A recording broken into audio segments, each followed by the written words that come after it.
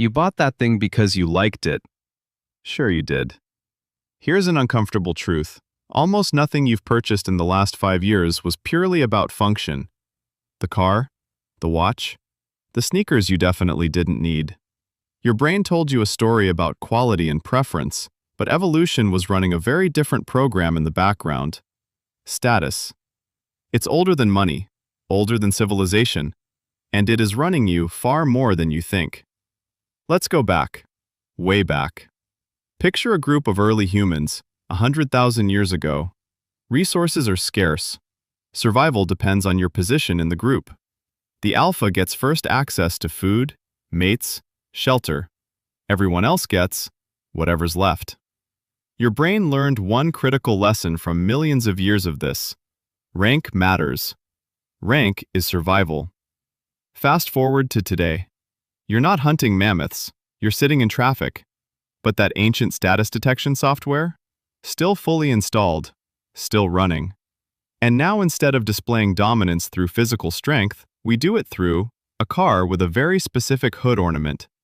Same brain, different game. Here's where it gets genuinely wild.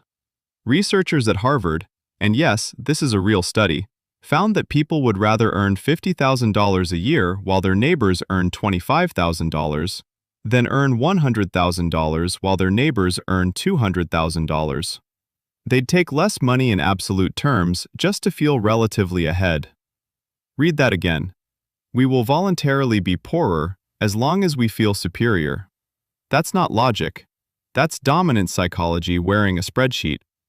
This is called social comparison theory. Your brain doesn't measure success in absolute terms. It measures it against whoever's standing next to you, which explains why millionaires can feel broke at a billionaire's dinner party. Now enter luxury goods. The genius of the luxury industry is that they figured this out before the scientists did. A $30 watch tells time. A $30,000 watch also tells time, but more importantly, it tells people things about you without you having to say a word. Thorstein Veblen called this conspicuous consumption back in 1899, showing wealth through spending. The product is secondary, the signal is the whole point. And it works. Studies show people literally treat you differently when they perceive you as high status. More trust, more attention, better service. The watch isn't just jewelry, it's a social passport. But okay, here's the plot twist. The digital age completely broke the old rules. For most of history, you could only signal status to people who could see you. Your neighborhood, your town, maybe a few hundred people tops. Now, you're broadcasting to thousands. And here's the problem.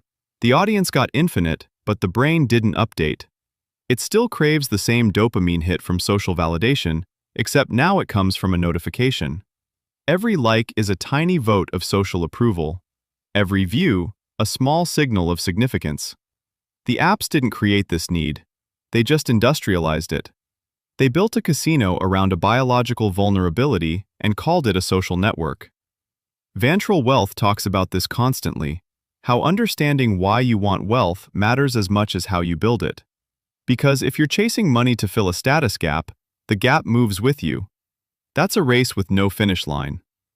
Here's the uncomfortable math. The people who win the status game long-term aren't playing the status game. They figured out the difference between signaling wealth and building it. One is performance. The other is architecture. The person flexing the least luxury car and the person who quietly owns the building are playing completely different games. Same status symbols, completely opposite financial realities. So what do you do with all this?